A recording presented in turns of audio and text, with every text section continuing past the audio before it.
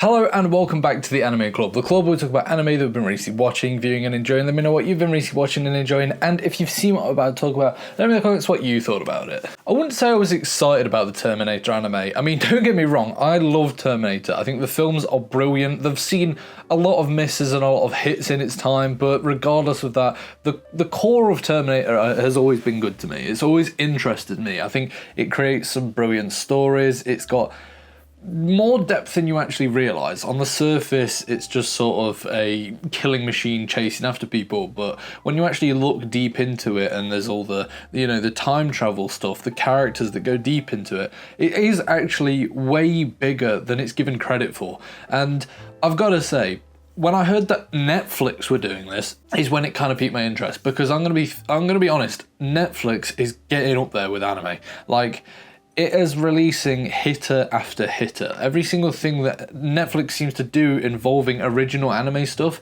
seems to be brilliant. And their team is absolutely killing it. And Terminator Zero is no exception. In fact, this is, in my opinion, my favourite piece of Terminator media that there has been. This story is rich and brilliant. The animation is fantastic. And the story that it tells, it takes like pre-existing things about Terminator that are brilliant, stuff from the original film that is absolutely brilliant, and combines it with this new fresh twist in a different location than we've seen before, and just creates this absolutely phenomenal TV show.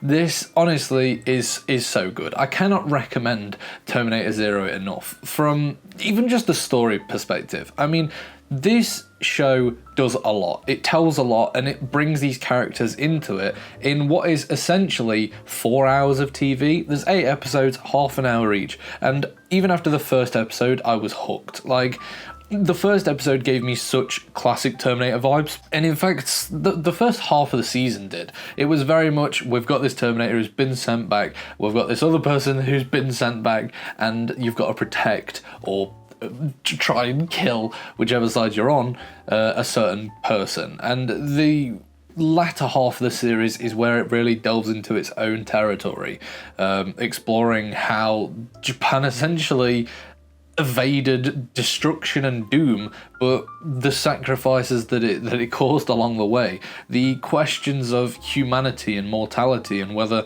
humans deserve to even be saved, I thought was just the brilliance of the show. That is where it hits its peak, this whole conversation, and it's very relevant in today's society with an AI questioning whether it should even help humanity, like whether humans are worth saving as a species. And the fact that the AI questions it and even sort of delves deep into a human experiencing it. The main sort of scientist character, he even sort of starts to question his own morality and questions whether he should be trying to save humanity. What do we have to offer that is worth saving? And the show sort of follows him trying to figure that out, and towards the end we find that out, and he sacrifices himself in a brilliant way that shows that. While the characters aren't necessarily incredibly memorable in the sense that, I absolutely love and adore some of them, they do serve their purpose and they do what they're intended to do. There's not a whole lot of depth in each character, but that's purely because of how short the series is. I think given a second series and given sort of a condensed down version of the cast, I think it would be really cool to explore the carer of the kids, who turns out to be a sort of Terminator type being, and just explore and delve deeper into the characters that are left over. I think that would be really cool and interesting, and I mean, it sets up well for a season 2.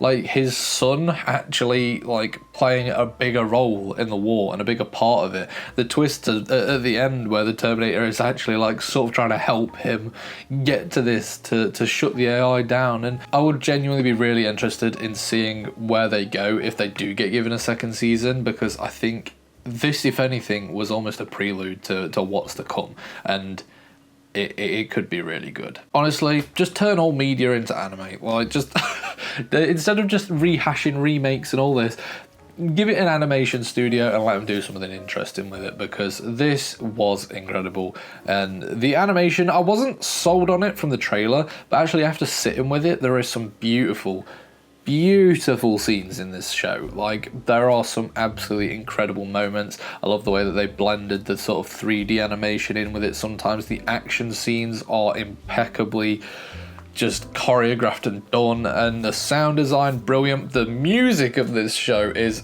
so true to its form, and just sort of molds the show together to give you exactly what you expect from a Terminator film. But anyway, let me know, what did you think of Terminator Zero if you have seen it, and I will see you next time on the Anime Club.